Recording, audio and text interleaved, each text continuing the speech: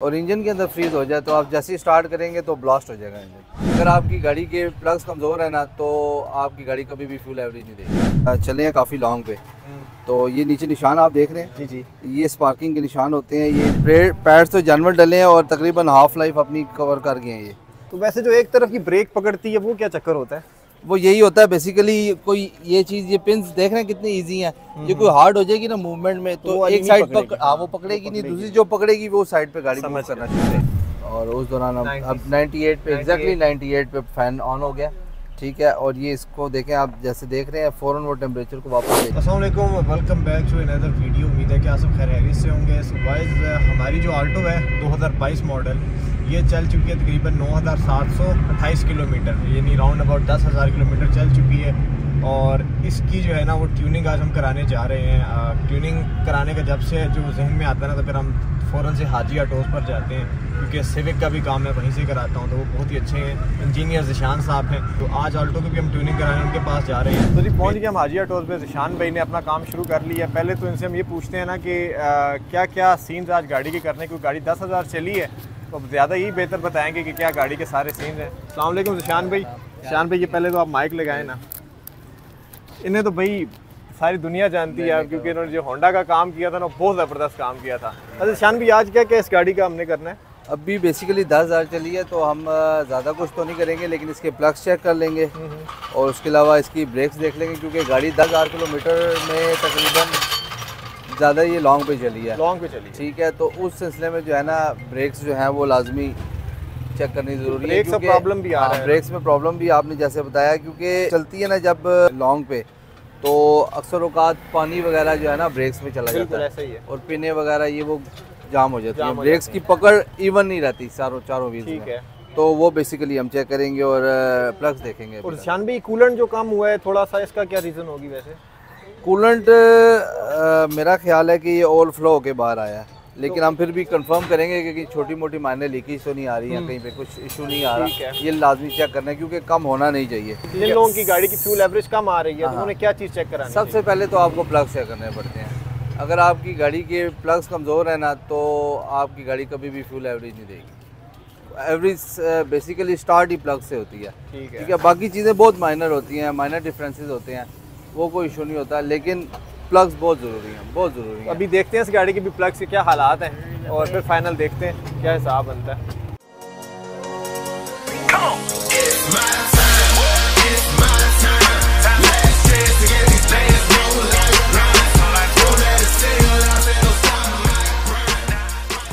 ज़िशान भाई, ये क्या चीज़ होती है?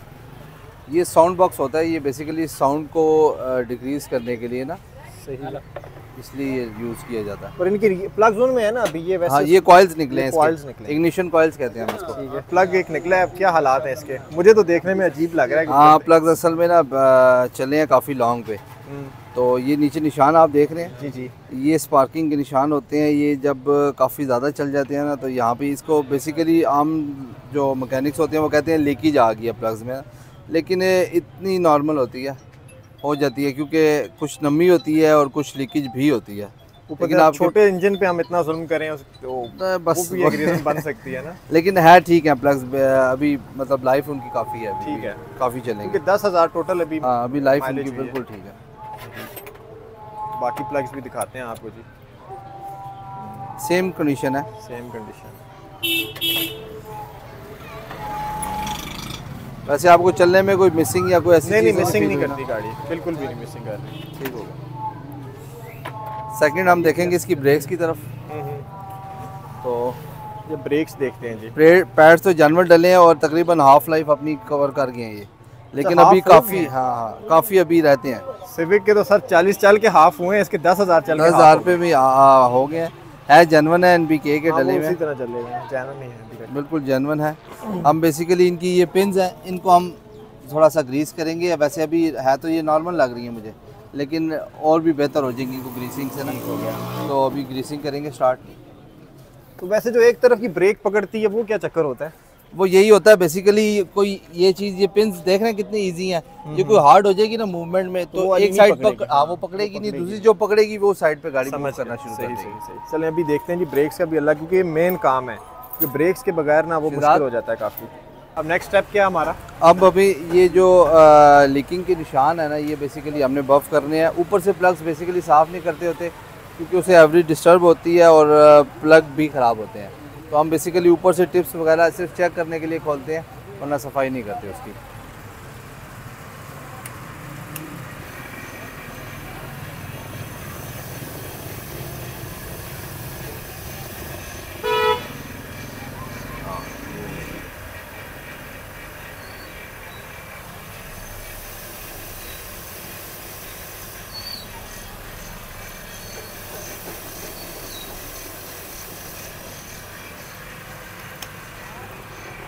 ये हमारे प्लग्स क्लियर हो गए। बेसिकली हमने खोले इसीलिए थे कि इसको सिर्फ चेक कर लें कि प्लग्स की कंडीशन क्या है, ठीक है कि नहीं, बर्न ठीक हो रहा है फ्यूल उसके अंदर, बस बेसिकली यही सारी चीज़ें थी हमारे पास। कोशिश करें कि इंजन सर्विस वगैरह नहीं कराया करें क्योंकि कॉइल्स और ये ग्रिप्स में पानी जाने से ना वीक होती हैं ये चीज़ें। हालांकि उन्होंने बड़ी अपनी तरफ से प्रिकॉशंस की होती हैं, ग्रिप्स के अंदर उन्होंने रिंग्स लगाए होते हैं रबर के ताकि पानी अंदर ना जाए, लेकिन प्रेशर वाला पानी चला जाता है और कुछ टाइम के बाद रस्टी होके वो प्रॉब्लम क्रिएट करना शुरू कर देता है। प्रेशर वॉशर जो है ना वो अगर आप इन पे लगाएंगे, लास्ट टाइम जब सिविक में लाया था उसका भी ब्लॉग आप यहाँ ऊपर जो है देखना चाहें देख सकते हैं। उसमें भी जब उसके प्लग ओपन किए थे ना तो सिविक के प्लग्स पर भी वो रस्ट आया हुआ था, तो सिर्फ और सिर्फ इसी वजह से कि वो पानी, क्योंकि मैं वॉश गाड़ी थोड़ी ज़्यादा करता हूँ, सिर्फ इस वजह से।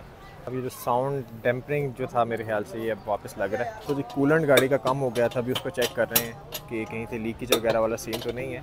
लीकेज अगर होगी भी तो वो बिल्कुल माइनर सी होगी, वो देखते हैं कि क्या सीन है। कूलेंट बेसिकली एंटी रस्ट और एंटी फ्रीज होता है, ठीक है। एंटी रस्ट मतलब के अंदर जंग नहीं लगने देता, जंग से पाइप गलता है और फिर लीक होता है, ठीक है। तो दूसरी बात ये कि एंटी फ्रीज जैसे आप कश्मीर में रहते हैं, जब 0 से नीचे टेम्परेचर जाता है ना तो उस टाइम फ्रीज़ होता है पानी। तो ये कूलेंट की क्वालिटी ये होती है कि ये फ्रीज़ नहीं होता। अगर ये फ्रीज़ हो जाए और इंजन के अंदर फ्रीज़ हो जाए तो आप जैसे ही स्टार्ट करेंगे तो ब्लास्ट हो जाएगा इंजन, उसी टाइम क्रैक हो जाएगा, सारा का सारा इंजन ख़त्म हो जाएगा। तो बेसिकली ये बहुत ज़्यादा ज़रूरी है। जो लोग कूलेंट नहीं यूज़ करते उनकी गाड़ी की लाइफ, इंजन की जो लाइफ है बेसिकली वो 2 साल 3 साल बस मैक्स, इससे ज़्यादा नहीं चल पाते। अगर आप कूलेंट रेगुलर यूज़ करें आपकी गाड़ी 10 साल तक भी कोई प्रॉब्लम नहीं करेगी। हम लोग इस चीज़ पे बहुत इग्नोर कर देते हैं इसको, कूलेंट को। हम इंजन ऑयल बहुत अच्छा डाल रहे होते हैं, गियर ऑयल बहुत अच्छा डाल रहे होते हैं, हम बड़ा खर्चा कर रहे होते हैं और हम कूलेंट साइड पे हम बिल्कुल ऐसे इग्नोर करते हैं जैसे वो कोई चीज़ होती ही नहीं है। जबकि कूलेंट और अच्छा कूलेंट, ठीक है, वो बहुत ज़रूरी है गाड़ी में जो है उसकी लाइफ को, इंजन की लाइफ को बढ़ाने के लिए। और कूलेंट की लाइफ भी होती है ना 40। हाँ, कूलेंट की लाइफ है, मुख्तलिफ कंपनीज मुख्तलिफ लाइफ बताती हैं। कोई 60,000 कहता है, कोई 80,000, कोई इवन 120 भी कहता है। तो मुख्तलिफ कंपनीज हैं। किया इस टाइम 140 तक भी कह रहा है। किया जो स्पोर्टेज वगैरह आ रही हैं, हुंडई टोसान वगैरह आ रही हैं, वो 140 तक भी कह रही हैं कि मतलब आप यूज़ कर सकते हो। तो जी अब कूलेंट जो है गाड़ी में जो कम था उसे हम लेवल करेंगे।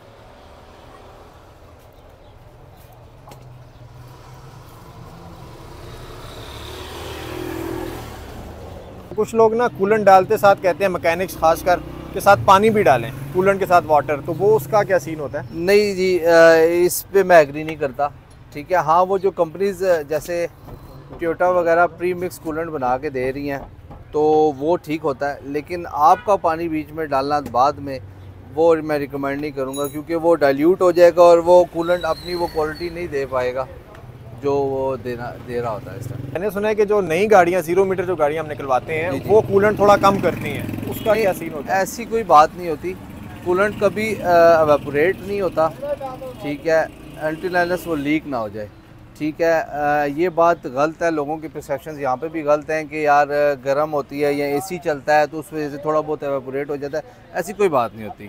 अगर कूलेंट लीक नहीं है तो वो कहीं नहीं जाएगा। अगर कम हो रहा है तो इसका मतलब आपको चेकअप हाँ, कंफर्म है कि वो लीकेज है। अगर बहुत ज़्यादा हो रहा है, बहुत माइनर से 19-20 जैसे इसमें था, तो इसमें मेरा नहीं ख्याल कोई ऐसी चीज़ है थी तो। लेकिन अगर रेगुलर कम हो रहा है, आप कह रहे हैं यार हफ्ते बाद थोड़ा सा आधा ग्लास कूलेंट या ग्लास पानी डल जाता है, तो फिर कोई प्रॉब्लम है।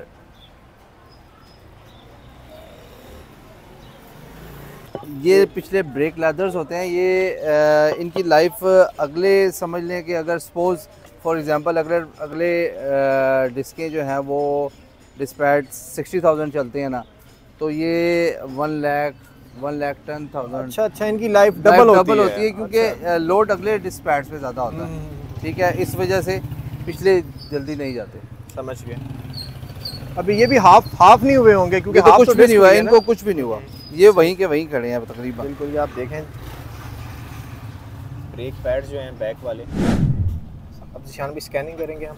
जी जी बिल्कुल, नॉर्मल चेकिंग है, कोई इतने एज सच वो नहीं है।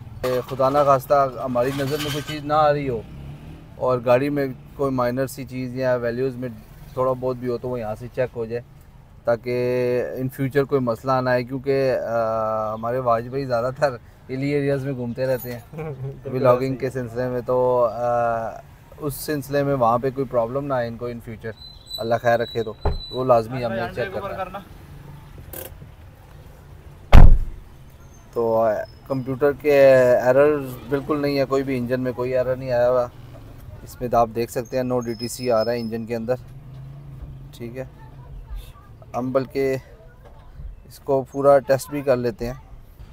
अभी हम चेक करते हैं इसके इंजन के सारे सेंसर्स को कि काम ठीक कर रहे हैं कि नहीं।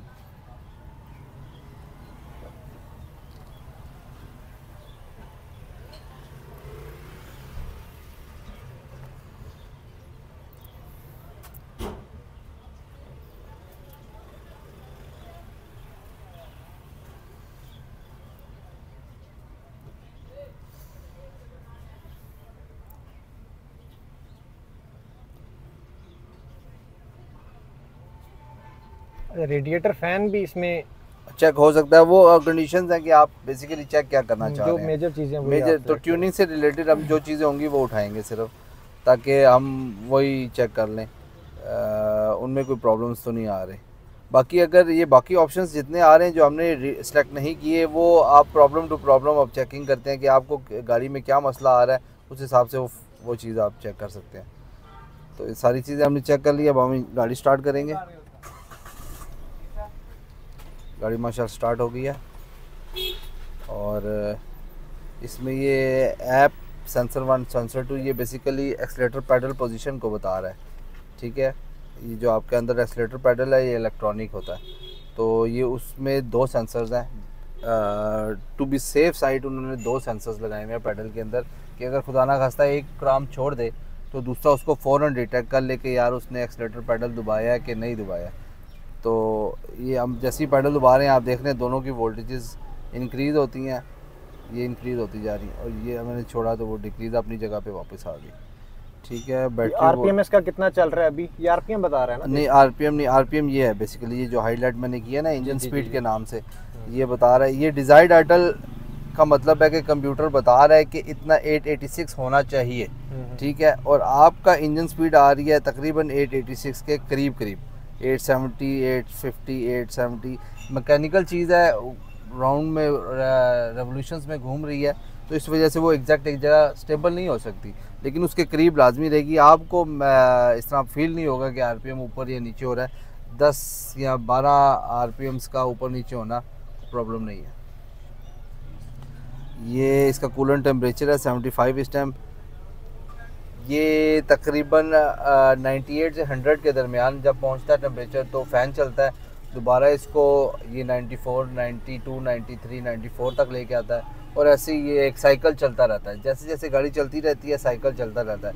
इसमें थर्मोस्टेट वाल्व लगा होता है। इस बातों में से बात याद आ गई, लोग थर्मोस्टेट वाल्व निकाल देते हैं। मैं आपको एडवाइस करूँगा कि सही गाड़ी में आपने कभी थर्मोस्टेट वाल्व नहीं निकालना।